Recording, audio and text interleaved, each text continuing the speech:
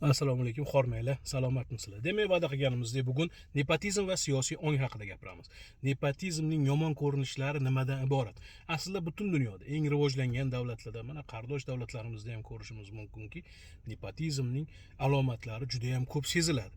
Nepotizmdagi asl muammo asli nimada? Siz tanlagan insonning sinfdoshingiz, kursdoshingiz, kuyovingiz, o'g'lingiz, qarindoshingiz bo'lishida emas. Muammo aynan siz tanlab unga ishonch bildirib qo'yadigan lavozimlaringiz, martabalaringizda u inson loyiqmi? U mutaxassismi? Oldin bu darajadagi ishlarda ishlaganmi?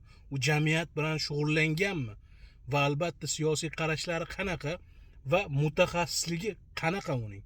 Faqatgina sadoqatga bog'lanib qoladigan ish amallar bo'ladigan bo'lsa, faqatgina sadoqat progress keltirmaydi.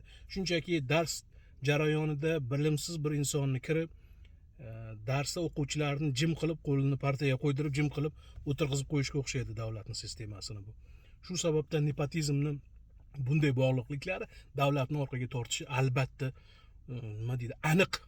Albatta sizning fikringiz bo'lsa, izohlarda yozishingiz mumkin, buni yana to'ldiramiz. Va ikkinchi qism, siyosiy ongni, tafakkurning rivojlanishi xalqda nima uchun kerak?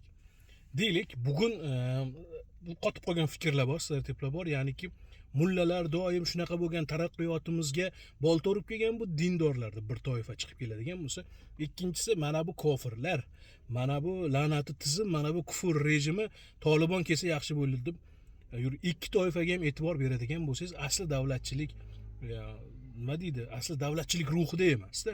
Yana bir qism chiqadi-da, mavjud hokimiyatni haqorat qilib, bizga agar mana shu amal tekkanda, mana shu hokimiyat tekkanda hammasi yaxshi bo'lib ketar edi deydi. Xo'p, qanday bo'lib ketar edi? Qanday bilishimiz mumkin buni? Ularning gap so'zlaridan. Ya'ni mansabga intilayotganda qanaqa loyiha taklif qila olishyapti xalqqa? Nimalarni taklif qila olishyapti? Mana bu narsa ularning dunyo qarashlari barchasini oydinlashtirib beradi. Xo'p, biz oddiy xalq bu narsalarni qabul qilib tushunishimiz uchun nimalarga e'tibor berishimiz kerak?